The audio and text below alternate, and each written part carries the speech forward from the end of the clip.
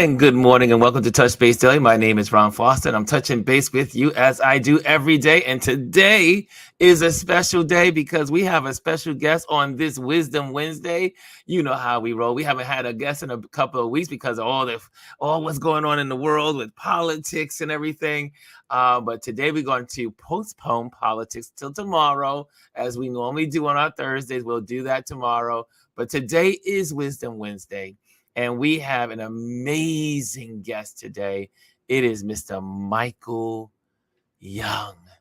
And man, when I tell you, I still don't even know how I ended up following his work. I think he dropped into my box or it was in my feed.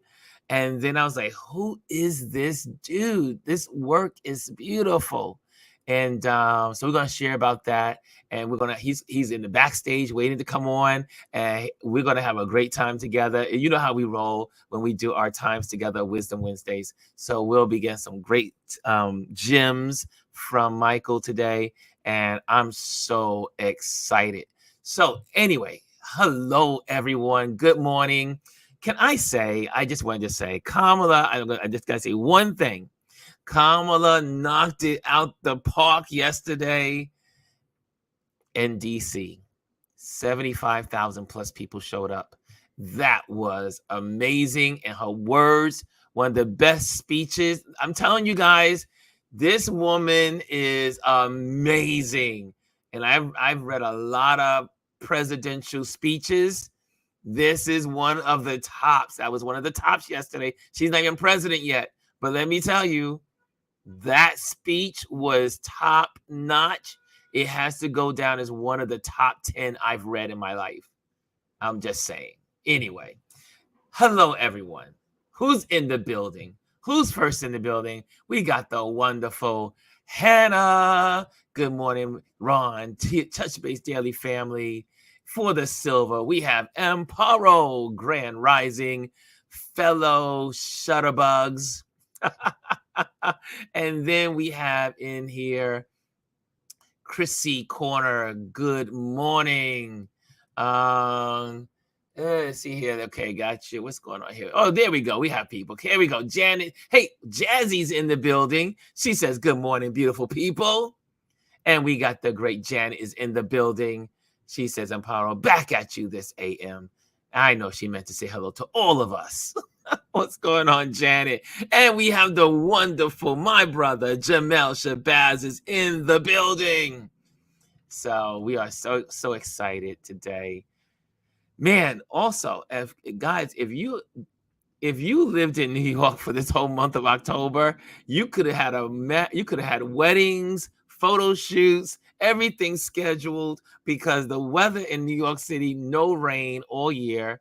I say all year, all month. However, we did get a trace of rain yesterday. It was a trace, so it broke the 29-day record. So 29 days, second driest October in New York history. Hey, Derek, Yankees came back yesterday. Yankees came back. So you know how we're gonna go 4 straight.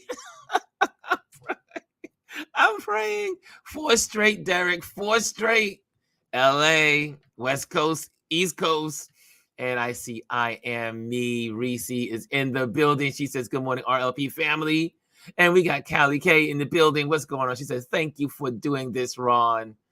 This is my pleasure. This is my pleasure to hang out with my folks. I love community. I believe in community. I believe in celebrating others. And I believe in lifting up others. And that's what this is all about. And so today, we're just going to dive in. I'm not going to, talk too much about anything else. I just wanted I wanted to greet you properly. But let me take you through some of the photos this is an article that was written about Michael Young. And I'm going to share this. This is the great Michael Young. And great article that you'll see on his link. But let me just take you through some of these photos because we're going to go into some other photos and then we're going to go to his Instagram. We're just going to chat it up today and we're going to have, these are the kinds of photos that drew me into his work is he has a great relationship with light and shadows.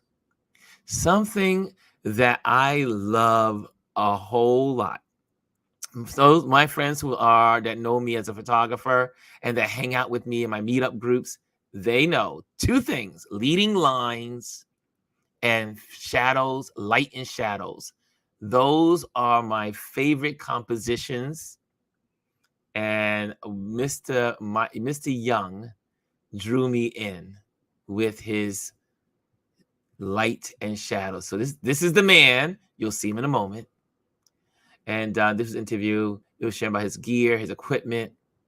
But also, I love his style is reminiscent to me of the wonderful Gordon Parks. So you can see some of the theory, the mindset, the layout, how he frames his work, and so you will see that as well.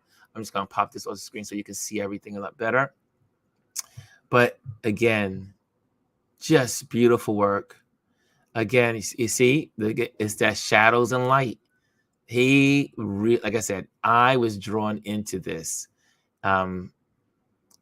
He does it very well. Silhouettes, everyone, I love some silhouettes. It's all about this contrast. But you can, and he has the ability to not only bring you these moments in shadows and light and shadows, or shadows and light, but also evoke emotion while doing it, where you feel connected to the frame. And this is what I love about Michael Young's work. Look at that. The Outsiders, New York 2020. And I can go on. And again, you see it. Look at that. The shadows and light. This is the man. If I could call him, if I had a nickname for him, I would just say Shadows and Light. His nickname would just be Shadows and Light. And then you have these moments like this where he takes the humanity and connects you. So anyway, without any further ado, Mr. Michael Young is coming to the stage. What's going on, Mike? What's going on? So good to see you, sir. Thank you, man. Thank you so much. Listen. Before we get started, I have to thank you. I have to thank you, Ron, because you have created a really incredible platform here. A platform where we can celebrate and uplift one another. And that is a tremendous thing, brother. We living in you kind of touched on it in terms of all the stuff that's been going on. I know you guys have been talking a lot about politics, and there's just so many things that's going on in the world right now that's causing a lot of stress and anxiety, right? And people are feeling disconnected and really hopeless. Yes. But I know I'm grateful for being able to like one of the things that my brother Jamel Shabazz says, that with images we create visual medicine. So I'm grateful to be able to be able to contribute in that way, and I'm grateful for a brother like you who not only takes amazing images but creates all of this incredible creates this incredible platform that allows educated. You have educational value. You have how you encourage one another. I think it's just incredible. So I just want to thank you, not only just for having me, but for just creating this platform for all of us to be able to celebrate one another. Well, we've talked briefly about this. To me, I am a strong believer that photography is a calling, and we are the eyes of the world. We get to share what people don't see in their everyday lives. That's it. That's it. And but not only that, we as photographers, we get to use our photography as the launch pad to put us in spaces that we may never usually think about going, or that we think about going, but it's our photography that allows us into those spaces where we can get our overall message across, whether That's it be it. about community, whether it be about humanity, whether it be climate change, whether it be about Black Lives Matter, whether it be about politics and a new day. Our cameras give us, it opens the doors for Yep. us to go into these different areas. And Ab- that's what I love about photography. Absolutely. Absolutely. Jamel says that another thing that brother Jamel says that a camera is a compass. And it takes Yes. all of these different directions. So man, I'm like I said, I'm just grateful just to be a part of that, and again for you allowing me to be able to talk about some of the work on this platform. Thank you, brother.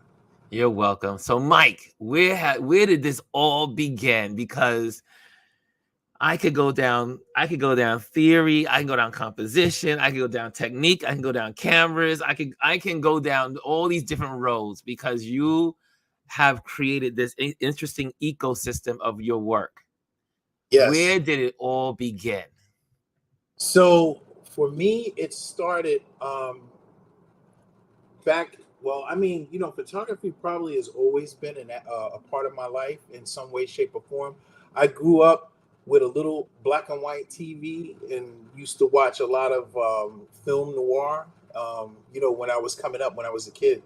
So there were always wow. My phone is ringing right now, Oh, so I'm. that's okay.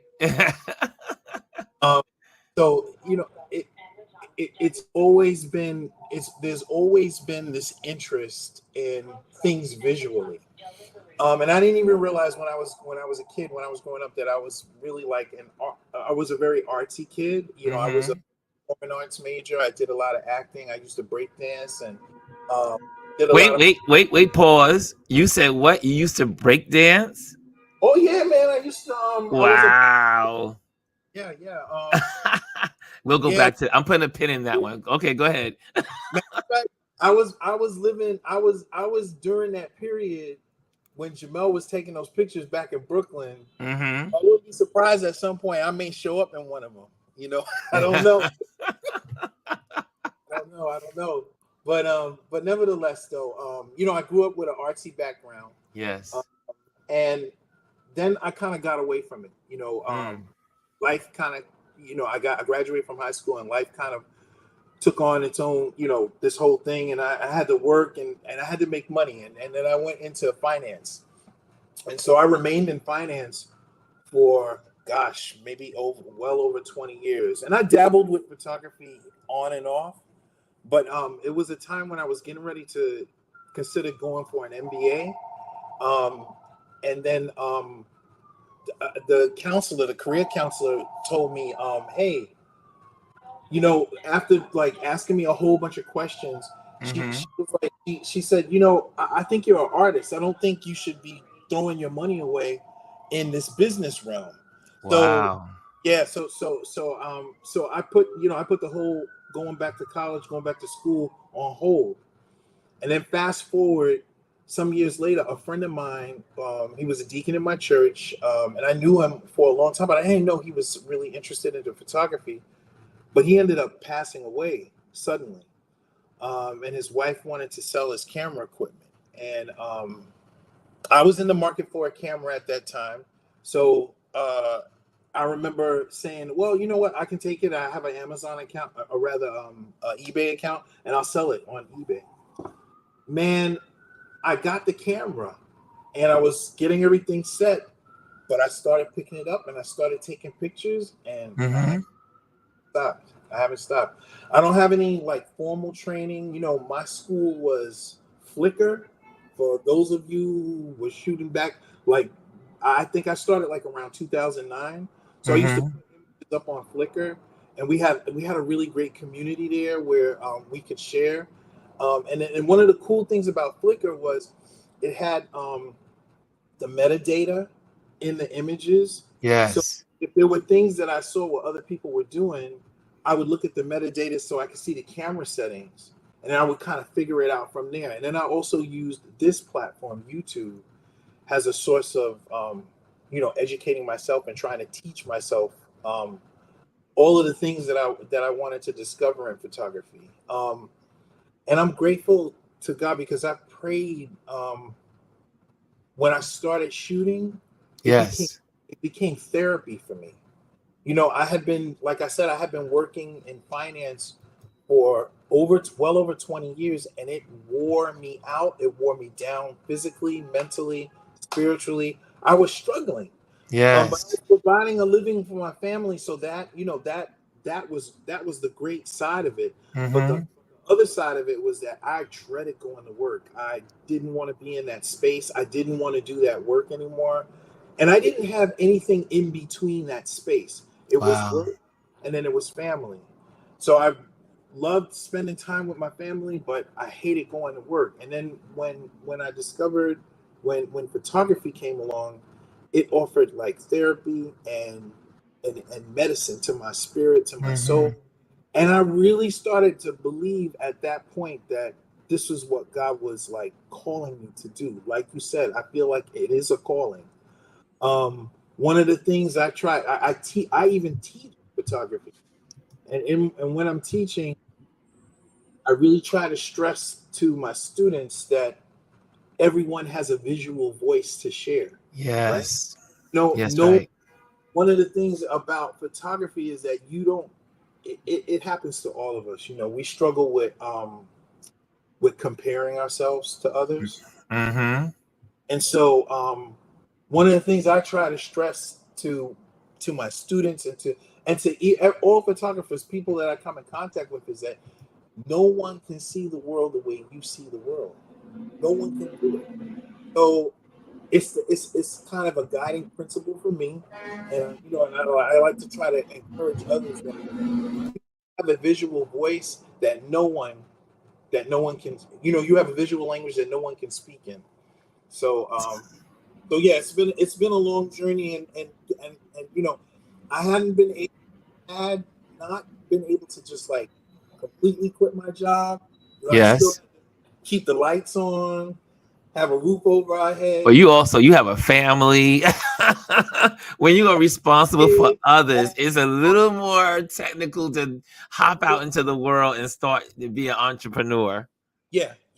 So, but I'm grateful because when I committed this this thing to God, and I asked Him, I said, "Please, God, please, Lord, allow this passion to be able to take care of my family." Like almost 7 years after that, Yes. job at the Bronx Documentary Center as the adult education coordinator, and I was Yes.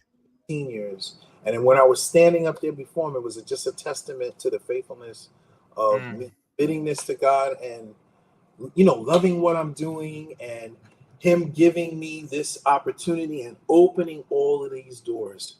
So I'm just, Wow. like I said, brother, I am grateful. I am grateful. I just when as you're talking, every time we talk or every time we connect, there's so many overlaps in who both are. For instance, we're both raised in church. I was raised as a PK and church, in choir and all that stuff. And I got my start in photography because of being in church, because my pastor Oh, gave me my camera and to take pictures around the church, because that's what I love to do, and take pictures. And then also, we both come from Wall Street. We come from the financial world. I worked on Wall Street for 15, 16, 17, about 17 years. yep. And before going into retail and then going into full-time photography. So it's interesting. Our roadmaps keep, every time we talk, I'm like, wow, yeah, we have these overlaps. We have those intersections. However, I was never a break dancer.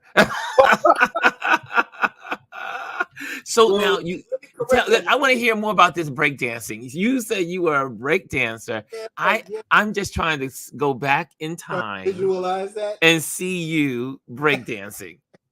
How did There's that come probably about? there's probably a picture on Facebook with that, but Now, you know what it was? Okay, I saw these cats like doing this wave, and these cats spinning on their heads and spinning Hmm. doing windmills.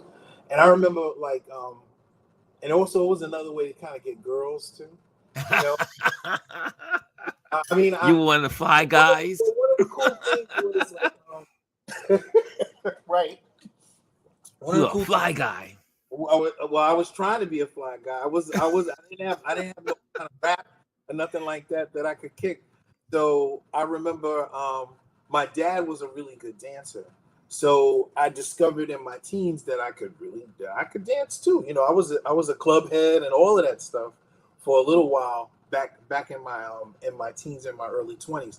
But when it came to breakdancing, I saw these cats like getting down, and I went home. I got my cardboard. I threw it on the living room floor. I started trying to do spinning on my back. I did a windmill, hurt my leg, and that was the end of breakdancing. I said, I'm gonna stick with the pop because the popping was a little safer. And yeah, we used to, we used to do shows in the community center and at high school, and it worked. You know, the girls liked that. And the girls liked it. The Yes. things we did to date when we were when we were young. So I see somebody wanted to know what was my breaker name. I was Mr. Float. My name was Mr. Float because I had I had the ability to do the moonwalk and all, and do these different moves. We would call it the float because it the looked like you float. across the floor. I love it. I love it. So now you take these, we're going to go through some of your photos, and we did go through some of them here, and I'm going to continue with from this article some of these black and whites, and then we're going to go into your other portfolio. But I want to start with something like this, and I'm going to bring this up because we showed this when we were introducing you. What is in your mind when you come across a scene like this, and what is causing you to create something so beautiful here? Well, thank you so much first for your words. I really appreciate it. Well, I mean, in this particular case, I was doing a shoot for a hair salon. Um, Mm-hmm. had a number of women, and they had a number of women and one little girl that were serving as the models for the shoot. Um, Yes. and the concept that they had come up with was brides, hence the reason why she's wearing the white dress.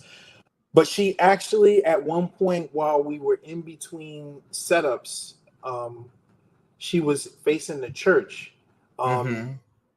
and the sun was really, really hard that day. So she just kind of gave me the composition. I told her just to stand right there, and and this is the image that I came up with. And I think to me it was reminiscent of things that I had seen, like especially like Easter, you know, Easter Sunday, when Yes. Yes. dressed in their best. Um, and she just happened to be, we just happened to be standing on a corner that was facing a church. It just kind of like, I guess it's a part of my sensibility in terms of composition. Some things just kind of fall into place and make sense to me. So this is like more or less one that's kind of set up in one sense, but it was set up from because she was already standing in that position. But it also is reminiscent to me of the civil rights era. Yeah, And this kind of photo is timeless. You yeah, can't, it could be 1957, 1967, 1977, 1987, 97, 2007, yeah, and you yeah. get it. I, totally, yeah. It's it's timeless. And these are the photos. People ask, they say, what inspires you to be a photographer, or how are we inspired? Is Mhm, these kind of prints that inspire me. yeah, Again, I am a child of the civil rights. I love You love the any image. imagery of the civil rights movement, and this was striking to me. Yeah, yeah. I mean, I love.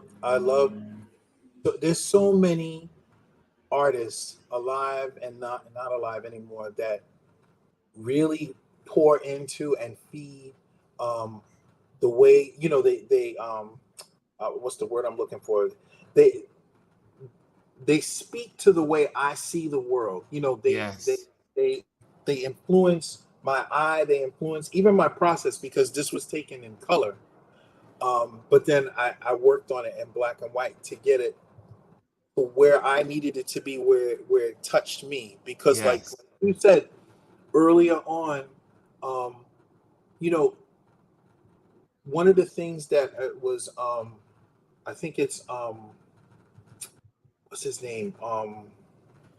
He's a famous portrait photographer, and Arnold Newman, I believe it's Okay. Arnold.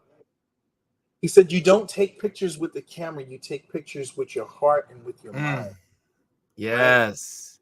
And so that I think that's been a guiding force for me all along, even though I never heard that quote. When I heard that quote, it made total sense to me. And so Yes. even when I'm sitting, like after I take the image, when I'm going through deciding whether it's going to be black and white, and in my head, I see the world in black and white. So everything's always black and white for me anyway. But when I'm sitting down and I'm going through my process of like what's going to be black and white and what's not going to be, or what I'm going to leave in color, um, I play around with it until I get it to where I feel it, and when I feel it, then that's what I end up with. Wow. Here's another photo that is here. Let me just pop this off to get that there. Everyone loves this photo. I know I'm not. I knew I wasn't the only one that was going to love this photo. This photo is hot, and here's you again. You draw your audience in to the feeling. Like Yeah, this photo right here. I mean, you picked these photos for this article, but right. this one right here, I mean, like I said, each one of these just makes me pause and linger. What Dude, what what was happening with this photo? I'm so grateful for this photo because some of us as photographers, especially street photographers, experience Yes. the anxiety of approaching strangers and asking for images, right? And this night I came off the train and Mm-hmm. was focused on just going home. I saw these two individuals standing in the light, because I can't remember the young man's name, and I can't remember the young man and his daughter's name at the moment. Yes. It's in the metadata, so I have their names, but because I ended up talking to them, but the story goes, I walked past them and I was like, wow, I said, wow, that's some beautiful light hitting them, but I Yes. kept walking and I got to the end of the block and I was like, and I know that was the Lord saying, go back and take their picture. Go ask them. Go at least ask them for the picture, because the worst thing that can, Wow. they'll say no, or he'll say no as the father, right? And Yes. I have been doing some documenting of fathers and daughters because I want to dispel that myth that black men are amazing fathers, and they Yes. part of the child's upbringing, and they are crucial. They are essential to Yes. the child having both the mother and the father. And dads take a rap. When it comes to that, from not Especially being black always fathers. right, Especially especially black fathers. not being present. And I mean, Mm-hmm. I have my own struggles because my mom and my father, they weren't together. Yes. So any opportunity to highlight a father's love within the family or within the dynamic through an image, then Yes. that was another thing that was calling out to me. So I went back and I approached him and I said, brother, I just love the love that I see between the two of you, and also the resemblance. Yes. It was so striking to me. So I just asked him to stand there, and I took a couple pictures, and And I already knew in my head, based on the way the light was hitting them, that I was going to black and white it. And this was the image, and he loved it, and I sent it to him. Wow. And then it ended up in a show at the Cochran Center um, Yes. in Maryland, and then I think it also ended up in the show at Wilma Jennings Gallery. I Hmm. mean, and to me, it's just a timeless picture, and it shows the love between the father and his daughter. I love it. Yeah, and this is one of those photos where when they say the photo arrested me. All right, The all right. I love photo arrested me. the photo arrested me. I love it, brother. Thank you. Thank So you this so is a great article. We'll put the much. link in. You have so many amazing photos. I'm like I said, I mean, this one, this one has 1,000 stories. I'm sure it's like, Oh yeah, wow. Daniel. That was another situation too, where I walked past him, but I knew him. He was in the Bronx that day, but I knew him from Yes. Harlem, and he actually came with a friend to my church one Sunday. So Uh-huh. what was I again? Me on my mission. I walked past him, and then I said, "No, go back." And I asked him for the picture, and he said no. He said, I don't like taking pictures. I don't like when people approach me because I don't know what they're going to do with the images. And I told him, Yes. I said, respect, brother, respect. You just, the way you were standing there looking just spoke to me. And, and that's why I came back and approached you. But I totally respect that. And I respect the fact that, you don't, you may not want to be seen a certain kind of way. And my job was just to come back here and ask you. So he respected that so much that he said, "All right, take your picture." So I took the picture and I showed it to him. He said, "Wow, nobody has ever photographed me where they highlighted my scar. Mm. Usually they would stay away from that and focus on his body because he has a really great physique. He works out.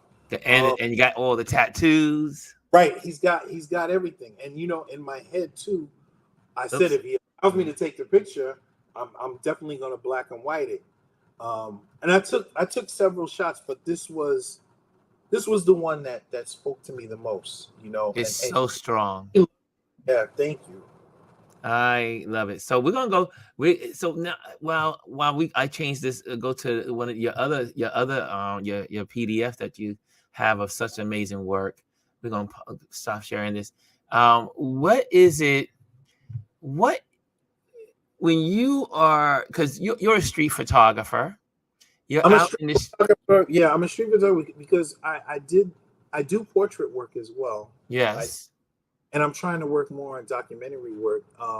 Big shout out to the Bronx Documentary Center, because when we talk about like another part of like the question that you asked of how I got started was, Yes. you know after after I decided this was what I wanted to do. That was like in 2009, around 2011. I started getting more serious about it. Yes. 2013, my job had let me go because of they were restructuring. The things that Mm-hmm. were in the market finally hit my organization. So they let me go. They gave me a big cash package, buyout. I bought my Canon 5D Mark III, which I still shoot with on occasion.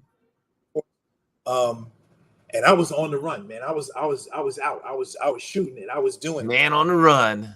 And on the run. But from 2009, I was learning about lighting, Yes. studio lighting. And my wife, my amazing wife Kenya, um, she had struggled in when she was younger, with some like things about her appearance that she didn't like, or that she didn't always think to be attractive, and these are the things that I loved about her. Wow. So what I would do is I would sit her in front of the lighting, and she would become like, well, she became my muse because I had been married to her over 10 years at that point. But then when I started seeing her through the lens, I was Wow. like, wow, this woman is so, like, I knew she was beautiful, but she's so photogenic. She's so amazing. And I wanted to highlight all the things that she didn't necessarily appreciate, or that other people didn't appreciate when she was growing up. Her lips, her, Wow. all of these things. So I have like a side project, which I'm playing around with. The name is called The Sum of Her Parts, because I try to focus on these different areas and parts of her. And so she allowed me to photograph her. And that's how I started doing more portrait work. But portrait work wasn't always something that was accessible. So that's why I would focus on the street, because Jim Estrin would say always to photograph the things that are around you. I was still going back and forth to work, commuting. So the things that were around me were the street, and my love of light, now I had to kind of retrain how I was looking at things. And I became like fascinated with this light and shadow. Another friend, Barry, who I used to hang out with, he gave me these settings and he plugged it into my Canon camera. Yes. And so that would be my go-to to taking a lot of the high contrast black and white shots. I just kept playing around. I mean, that's the thing I love about photography, is I never necessarily wanted to be coined as a person that does one thing. Yes. I experiment, and I like to do as many things. I always shot broadly, and then I would hone in on the things that spoke to me the most, and spoke to others too, because Yes. it's one of those things where I don't really shoot for other people. I shoot for myself, but I recognize that the work is like a ministry, and it speaks to other people, and it affects other people, and it impacts, and it has an emotional resonance with other people. And that's what I want that work to do. I always want the work to do that, because that's what the work of Jamel Shabazz, Jules Allen, Roy DeCarava, Gordon Parks, James Vanderzee, Howard Cash, all of these individuals, they pour into what I want to do. Like, I always look at photography as being this conversation that's going on. And I want to add my voice to that conversation. I want to be a part of that conversation. Wow. Yeah. So going back to like this, how I got started. So somewhere like around 2013, I got that camera. Yes. And then I started going to the Bronx Documentary Center, and we used to have these Friday night groups where we would sit and we would chop it up about they would have like professional photographers come in and talk about their process. And it was a really uplifting environment. We would have photo critiques, and it helped me to grow. And then they ended up doing a show, Bronx by Bronx, where they had like 25 of us come in with pictures from various periods of time within the Bronx. And I got 2 pictures in the show. One of them got used for the postcard invite. It was selected by Sandra Jackson, who was a New York Times editor. Then another amazing, incredible artist by the name of Laura James purchased that picture, and then she put me in a show at Andrew Friedman that was showcased around Jamel Shabazz, and that's how I really came to know Jamel and become friends with him. And he's just done such an amazing job of encouraging me, uplifting, and promoting my work. I can never, ever, ever thank him enough.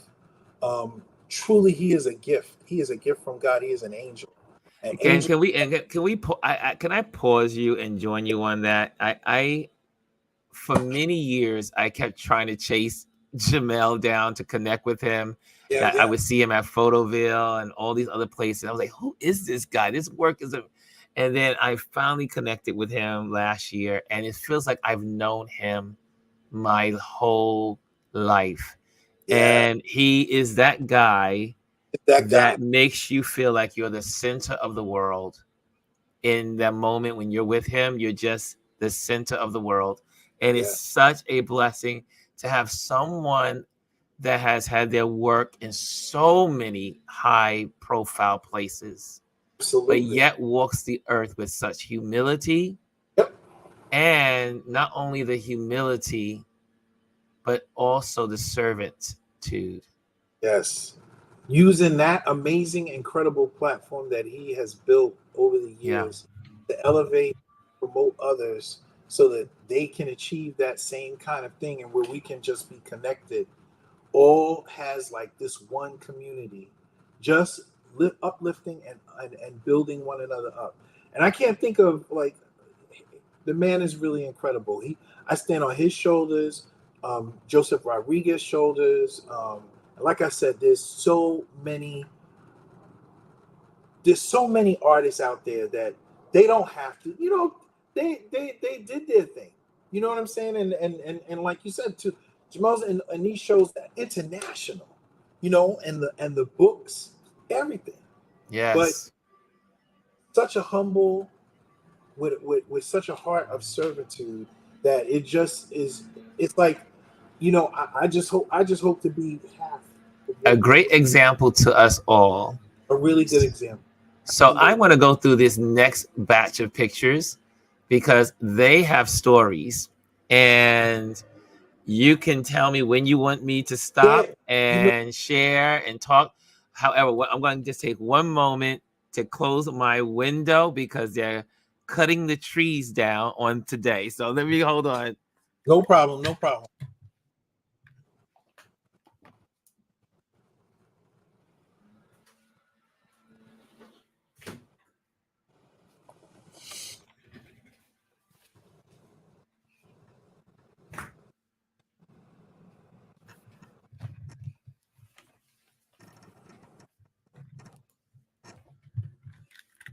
The So, beauty of the noise outside in New York.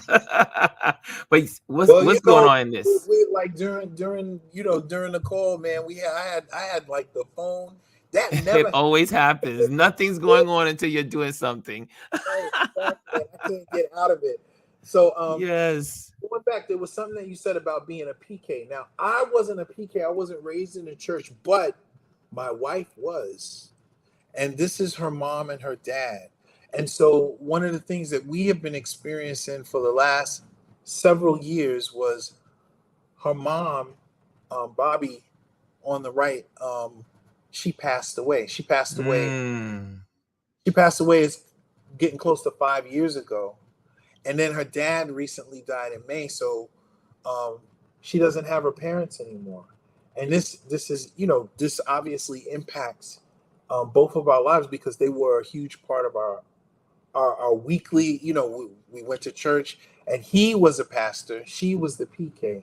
So Wow. that was my father-in-law. And so this was we were at a function, and him and Bobby, they used to make me laugh constantly, and Mm. they would joke around with each other, and I had my camera with me, and he used to get on my case about me having taking that camera with me everywhere, but that was how this picture was made, and it's just a picture that means a lot to me. I don't know, it's a celebration of love, and it's the joy that's shared between two people, Yes. laughter, and I can't speak to how anybody else feels about it when they see it, but I know what I feel, and I always love looking at it because it makes me reflect on a happier time when they were with us. And and her laugh looks so hearty. It It looks was, like she yeah, has it looks like a robust laughter, yeah, and you were able to capture it. yeah. Here's So I'm influenced by the work of Saul Leiter and Ernst Haas. yes. I loved, you know, it's really hard to, like I said, to kind of nail down a visual style for my. Mm-hmm. When people say that they see my style or they see a image and they know that I've taken it, I'm fascinated by that because I don't know what my visual style is. I just know what my heart and what my mind and what my eye is guided towards. And I'm Mm-hmm. sitting in the car probably waiting for my wife to get her nails done. And I told her, well, it's raining, so let me just sit in the car. And I'm looking at the neon lights of the sign I'm looking at the umbrellas. I'm looking at it was coming down pretty hard. I'm looking at the water, I and love this. I love like the texture that it Hmm. creates. I love seeing steam on glass and water on windows, and yeah, and so I just snapped off some images, and that's how I created this one. And color seemed like the best way to go on this. Look at I mean, the colors are, I mean, everything is lined up so nicely. The reds are popping, the greens, the blues. Yeah. I mean, I love that. I love the way you shot that. Thank you, And, brother. like I mentioned to you before, this is what Jamel Shabazz has these kind of photos Yeah, in his books, and it's yeah, these kind of photos that transport me back in time. And I love being transported back in time. And I find it to be so therapeutic yes, for my mental rest and health, because every time I get transported back to moments like this, it opens up all these other memories right, that I right, thought I forgot or didn't realize I had. And then I'm yeah. like, wow, remember when we did this? Oh, I can't remember. So this is one of those photos that is absolutely beautiful. This is called Poppy, and it was taken in the Boogie Down. Uh, and like I said, it was a blessing for me to be able to work through the CRNY program at the Bronx Documentary Center. So Hmm. part of the blessing was I never had to spend money on car fare because the BDC is walking distance from my apartment. Because I live in Melrose in the section of in that section of the Bronx, and Yes. it was hot, hot, hot that day. Hence the reason why the Johnny Pump was on. But when I saw that little boy, matter of fact, moments before this picture was taken, the father was holding him by hand and trying to take him through the water, and Yes. he was tight. He was like he wasn't having it. He was pissed. But when I saw them standing in that position and the light, the golden hour, right? Yes. That light. Was reflecting off of the water, I raised my camera up and I took it and one of the things that kind of struck me was the way he was holding his dad's arm. It was reminiscent to me of like I can't remember when I was that small, but when I was that size, I still had my dad in my life, and I Mm. and my dad was still and my dad and I were super tight. So it just gave me, all of these different, like you said, um, things kind of take you back, especially the timelessness of an interconnection between the mom or the dad and their child, the water. These were parts of my youth, and when I saw the scene, it just brought all of those things back, and I'm just grateful that I was able to to capture it. I love it. I love it. And then you get these wonderful portraits that you do. Yeah, I'm trying to step up my portrait game. And I want to do. I know I'm known a lot for like light and shadow, but I do want to do more portraits. And this brother was just he reminded me of my dad too a little, in terms of his features Hmm. and he was just so cool. So he just he just begged to be photographed in my head. He didn't ask for the picture. I asked him, and Hmm. he obliged. It was during the Faces of Harlem show that was going on over on Morningside in Harlem. Because Yes. I'm generally out shooting all around, but I'm in the Bronx because I live here, and I'm in Harlem a lot because that's where my church was. It's interesting. You there seems to be a common theme in your concepts of how you interact with people. Okay. You're walking, you're moving through the city, you're moving through wherever you're on the move. You see something, you take out your camera, you go to the person, you ask them permission, Yeah. or you have some kind of interaction with them. Right. So Right. there's two things that keep playing in your work. Is one, at least from my advantage point, detail and connection. Yes. You you have an eye for the details and the connections of the moments. Yeah. I mean, I Wh- try. Where does that come from?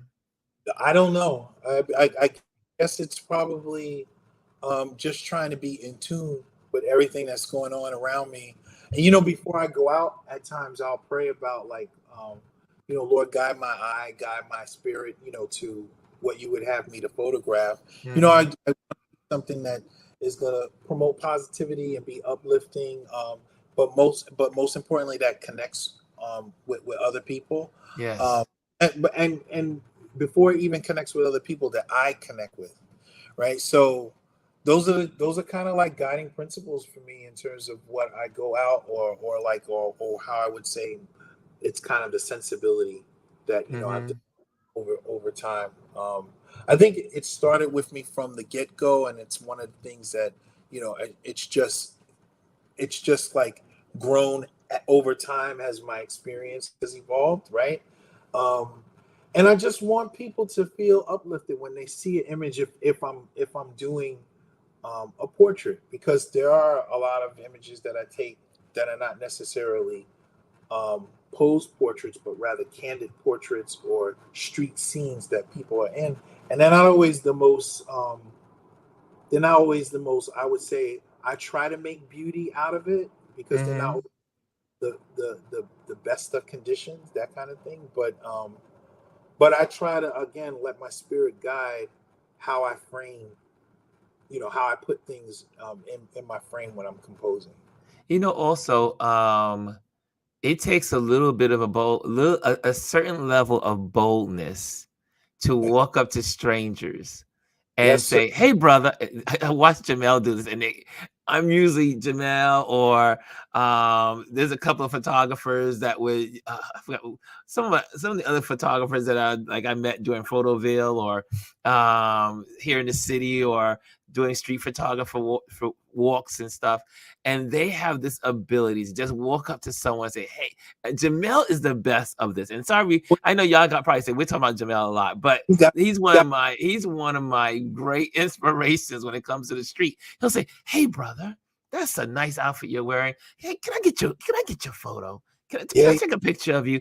And there's a certain level of boldness that's yeah, required, yeah, but there's also this incredible technique and science to how people that approach other people for their photo. yeah, yeah. I mean, it's something I think. There are days when I go out where I don't feel that boldness at all. Mm, And I go out and I come back and I didn't get anything. I didn't approach, okay. and I think it happens. And Janet did mention Butch, who's another who's And we're another. gonna have Butch on Friday. Oh, We cool, interviewing cool. Butch on Butch is Friday, the so he'll man. be Butch is here. the man. Butch is Yes, the man. That's the portrait man right there. he is my man.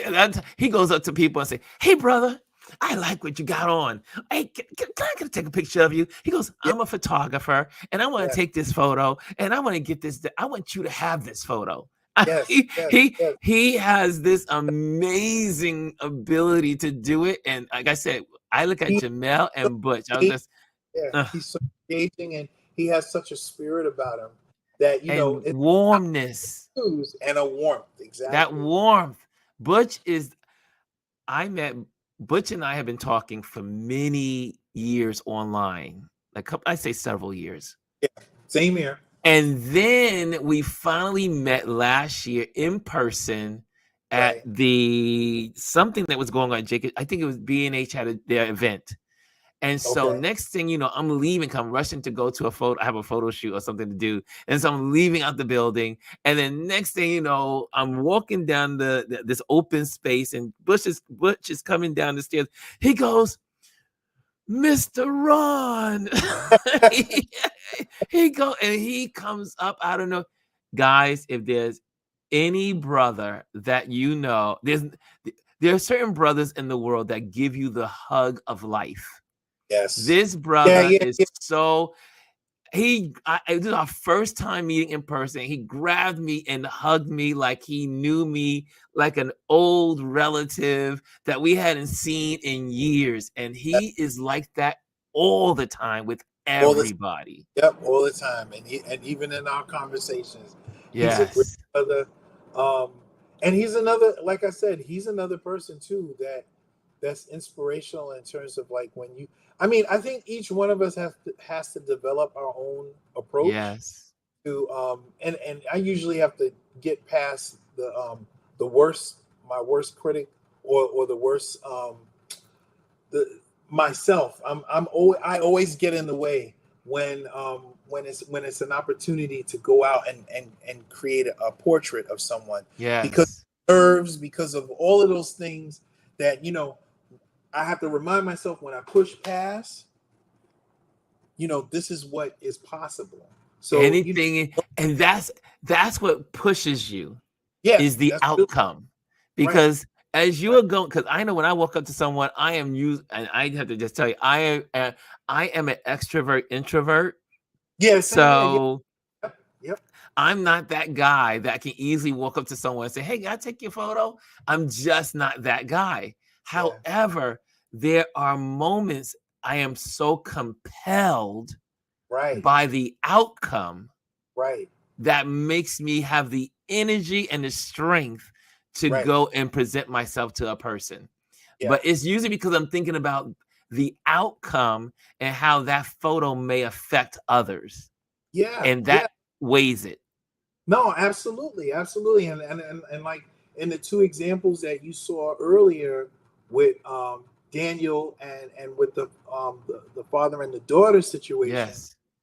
I had, like I said, I had walked past them, but it was just something in me that I was like, no, I have to document them. I Yes. picture. I have to ask them. The worst that they could say is no. And so Yes. I still try to take those instances and put them in place on those days where I have to push past myself to be brave enough to go and and interact with people, because photography is one of those things where it's kind of a lonely occupation, because It's a loner's world. right, we're in ourselves, we're in our zone, we're in this space. And sometimes I love the work of Jules Allen. I love the work of Richard Sandler. These are really great photographers. Joel Merkovitz. Yes. You know, I see their work, but I know that they were in their zone and they weren't really interacting with people. So in some instances when I'm out, that's where my focus is. And so when I see something that's like outside of that zone, it's difficult for me to push past that to say, oh, I need to summon up the courage now to approach this person, have dialogue, and ask them. But I'm so grateful when those opportunities do present themselves and I can go, and capture it. Amparo says, and I love this quote, everything you want is on the other side of difficulty. And that's the truth. That's Man, that's a quote. Isn't that a quote? that's a quote. Yeah, Everything you want is on the other side of difficulty. that's it. Man, I That, see also Anthony says, I used to be afraid. I've gotten better, but it's still a struggle. yeah. So I will definitely say the Anthony's words are my words. Yes. It still continues to be a struggle even with the successes that you get out of it. You know what I mean? But you push through it and you push past yourself and you're surprised, and you sometimes it'll surprise you what you'll end up getting. And at the end of the day, you've connected with another human. You know what I mean? So it's not always about the image. It's more about the connection. It's It's more about the connection. It's about the encouragement.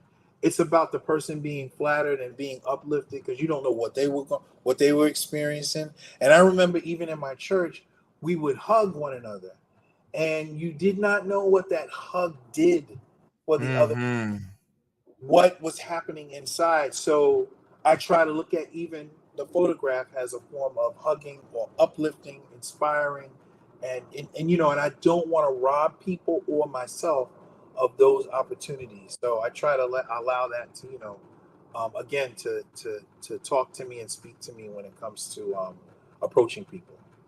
I'm gonna bring up a couple more photos, and I'm going. I know you have to. I don't want to keep you here forever because I will, because we're having. This is a great conversation, but No problem. I want to show. There's a couple more. I mean, again, now here's another thing I notice about your work. Mhm.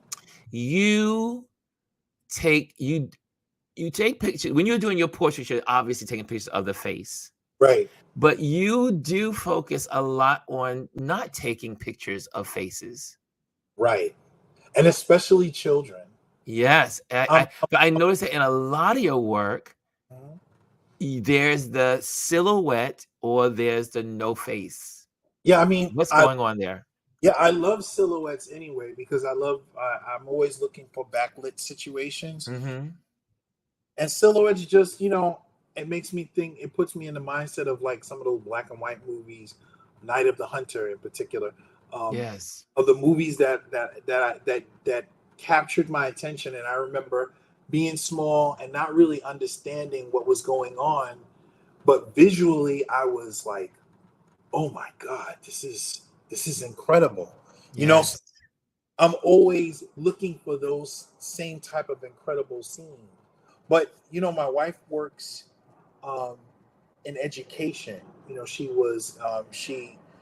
was for a long time a kindergarten teacher, and Mhm. now she coaches teachers. And there would be instances where children's identities, there was a concern, people seeing images of kids. So I Yes. always I always I always try, to think about that when I'm photographing children and I don't have parental consent. Yes. Those things I kind of carry with me, you know what I mean? And that's kind of the approach I take. And I think most of the time when it's like there was a picture that you showed in the article where the kids were playing in the fire hydrant. Even Yes. that day I was on the block taking the image, and the parents were sitting out there and they're like, hey, are you photographing my child? I told them, I showed them the picture. I said their faces can't be seen. And they were like, wow, that's really incredible, because I said I just wanted the dynamic of them playing because it reminded me of my youth and how I used to play in the Johnny Pump. And And it's like someone said also in a documentary. It is easy for women to take pictures of children and mhm, their environment as women photographers yeah, than men photographers taking pictures of children.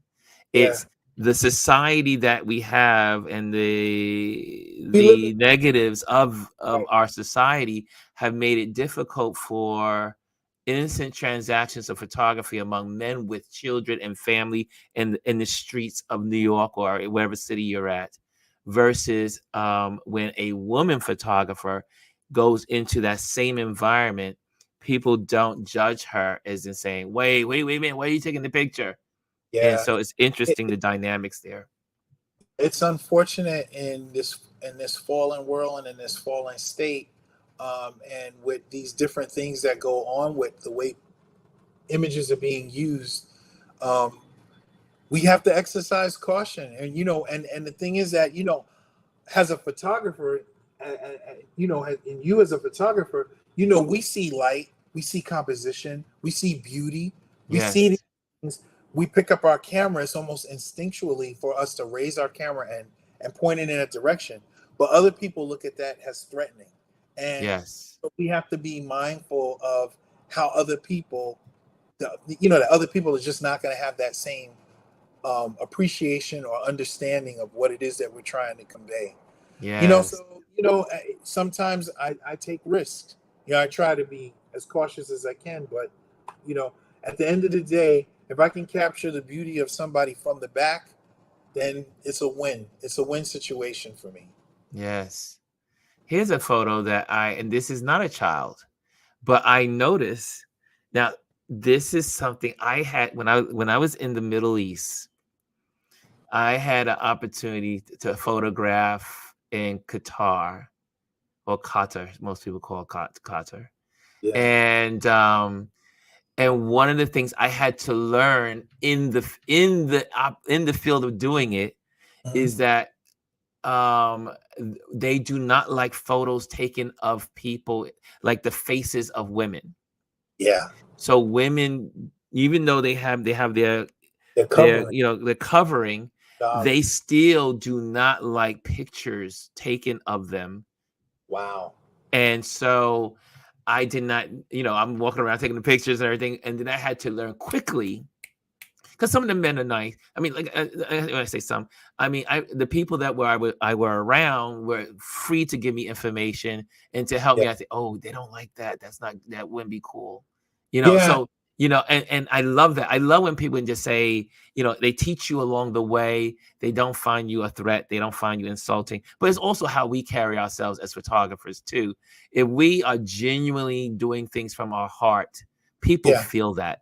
Yeah. And if they know that we're not doing something from some nefarious Right. Right. Right. Right. situation. Yeah. But here you have these women right here. Yeah.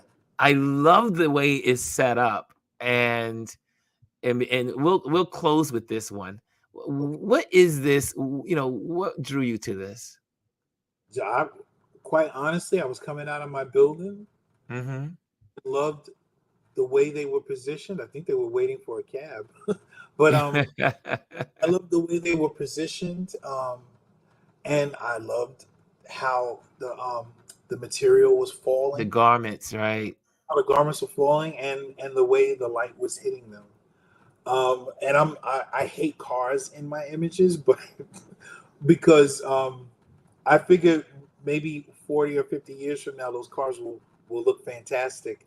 You know how I'm over the moon when I see cars from the 40s and the 50s, and You want to hear something crazy? Well, it's not crazy now, but I am the same way. I am obsessed with not getting cars in my pictures. So Ian, for those that Ian Reed, I became really good friends with Ian Reed. He's an amazing photographer.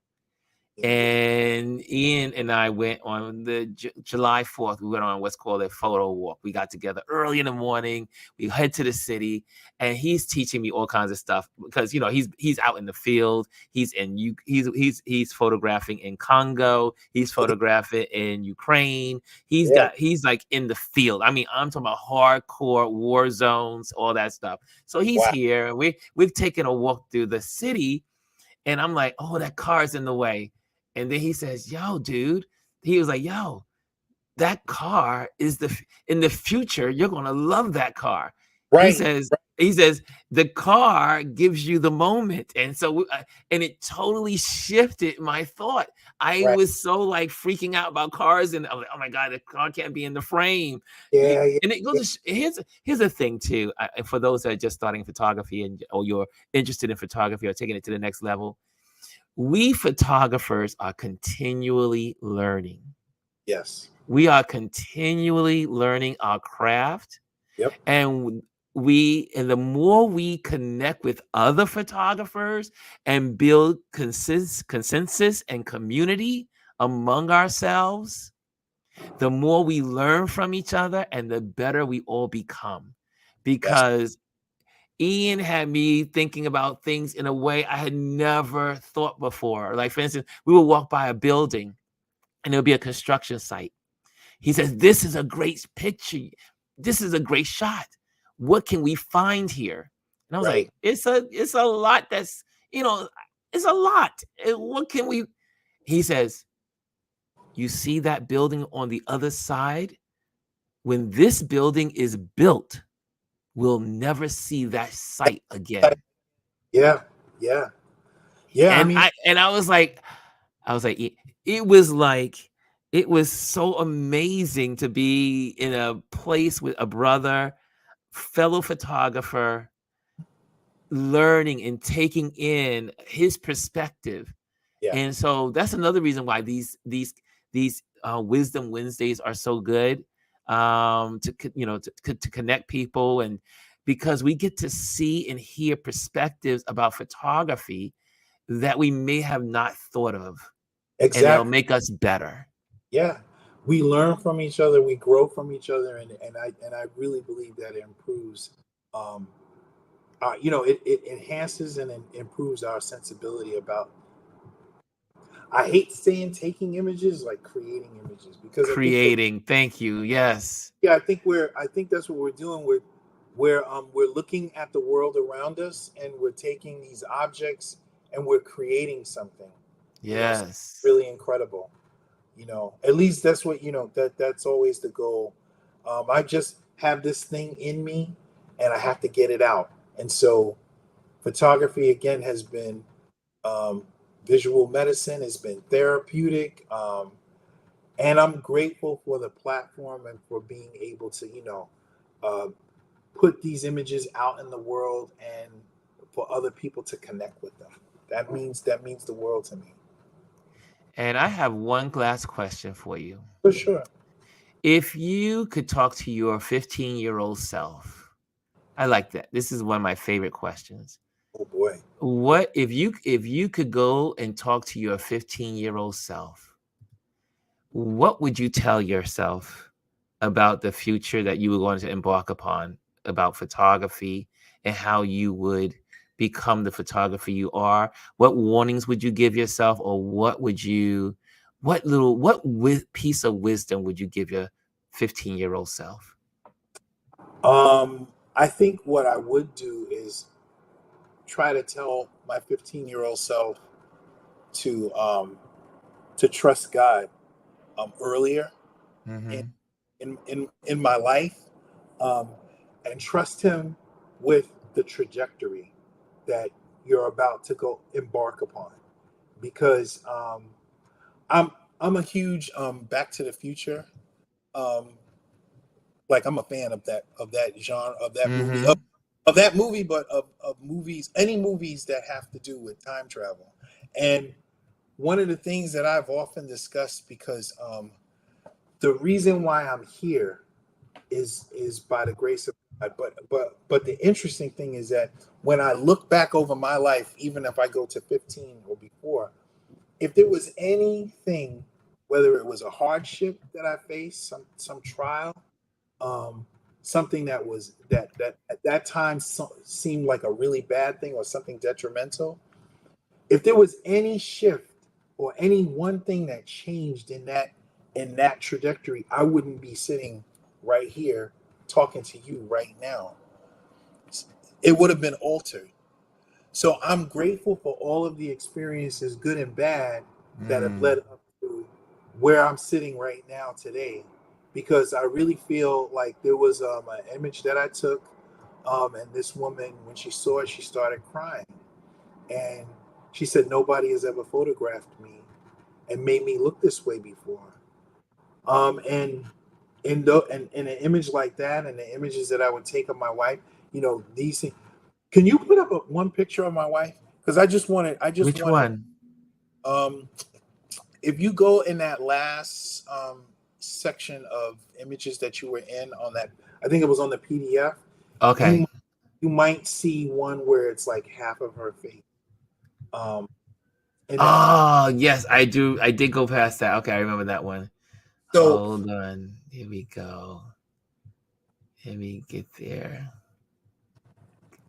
so yeah, between my wife Kenya and my daughter Naya, they served as a huge inspiration, pushing me forward. Even one I had a moment where I did a show and my daughter came up and asked me to autograph the Is it program. this one?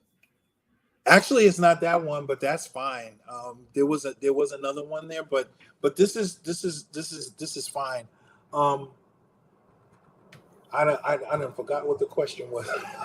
Tell your 15. What were you gonna tell your 15-year-old self? Yeah, so I would tell my 15-year-old self to trust God earlier on at this point, and and allow everything to play out, because you're going to be so grateful and thankful when you get to the place that He has for you. Mm, There's a journey that each one of us have to we can't deter.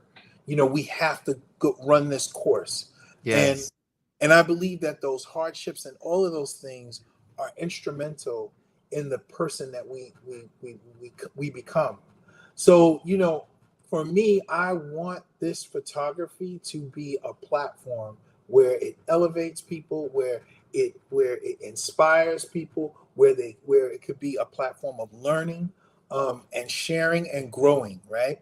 And and I would tell myself that you have so much to look forward to Mm, to embrace the hardship and try and stay the course. stay the course. Stay the Here's course. some for those that don't know. This let me go here. This is his portrait page by MGY. That's portraits by MGY, and you can see all his work on Instagram. And wow, this That how long have you had this page? oh, my wife was the one that told me, that you needed to break out your street stuff from your portrait work.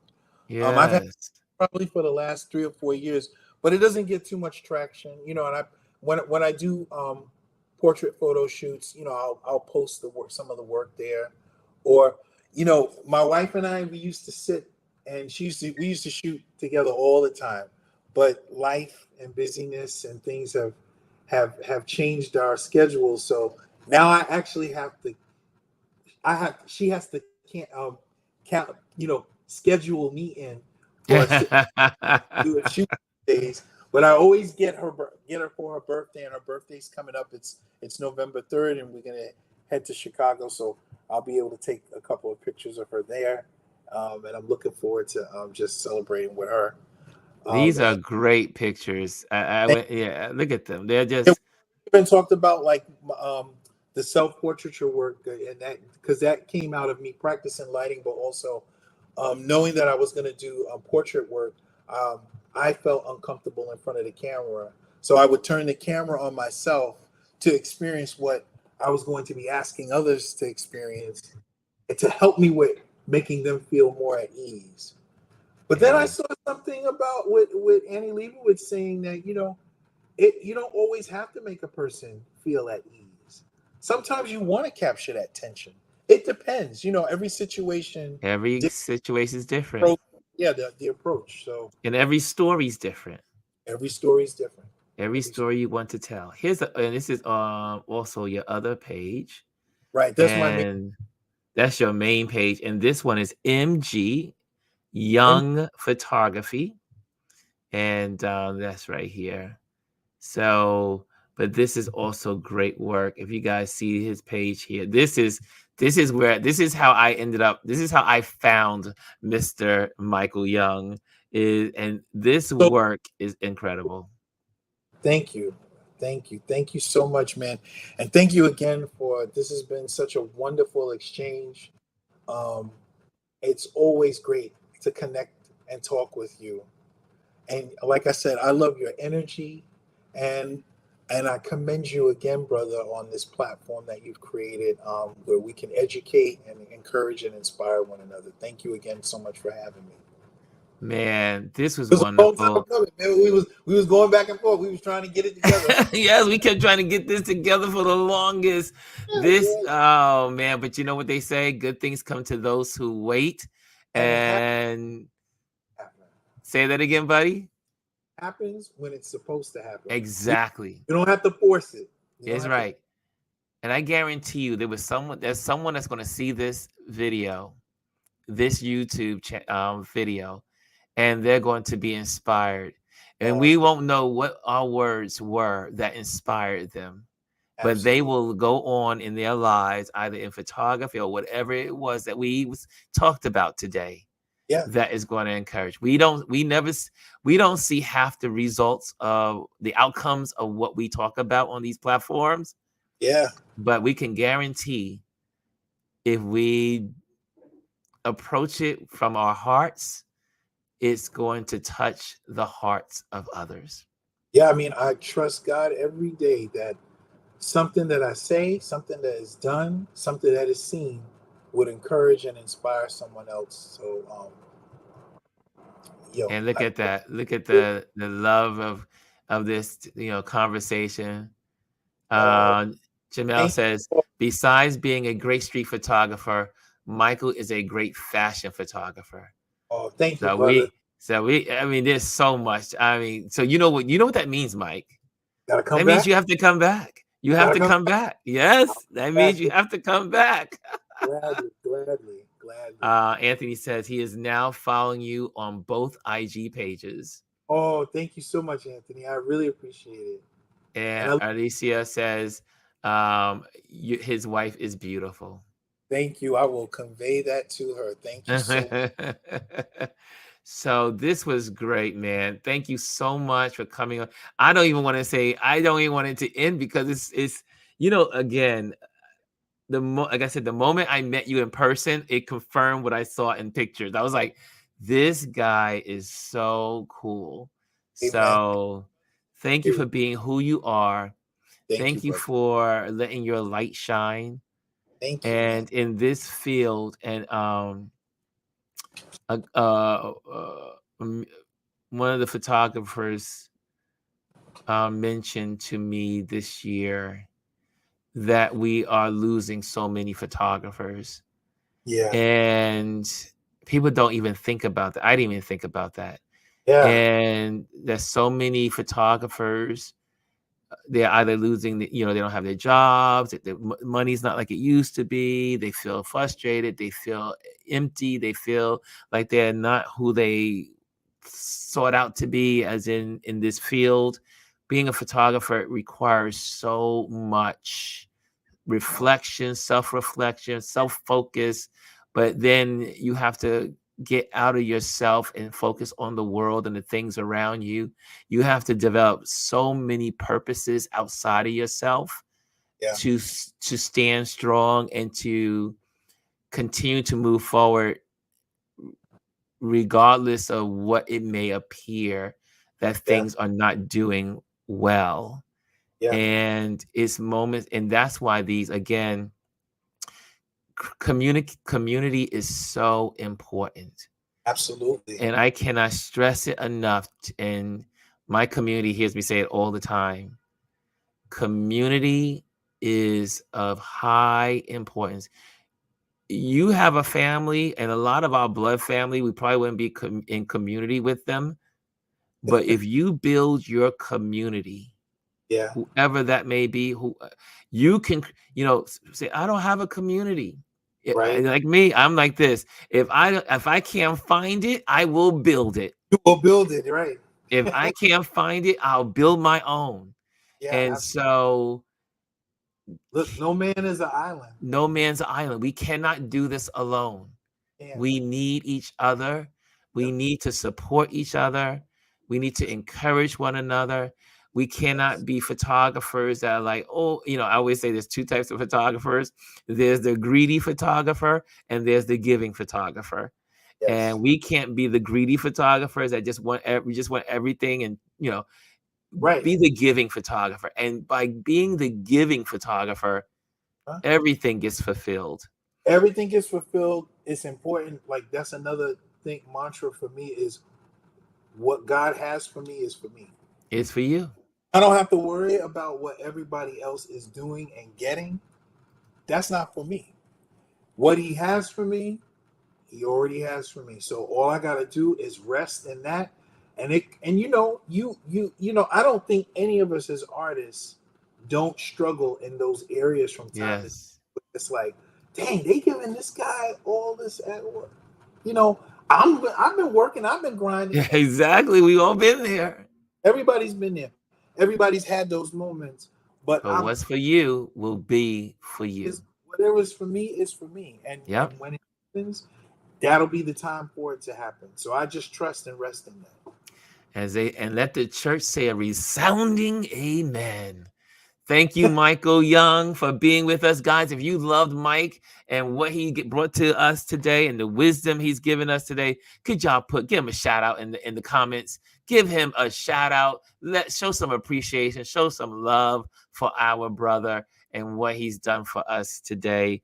He has shared so much, his photography, his wisdom, and we appreciate you, Mike, for being with us and coming here and sharing your photography with us, sharing the stories behind your photos.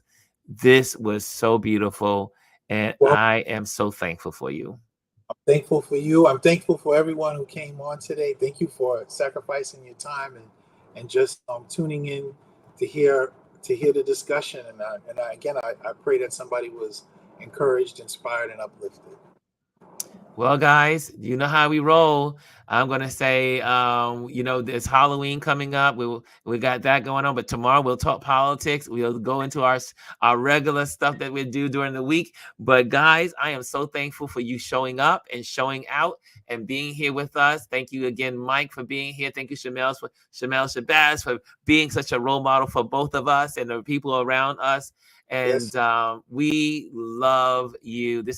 Thank you, community, for supporting. And we are out of here. Thank you so much. Have a Bye. great day. Enjoy this wonderful hump day. And I'll see you tomorrow.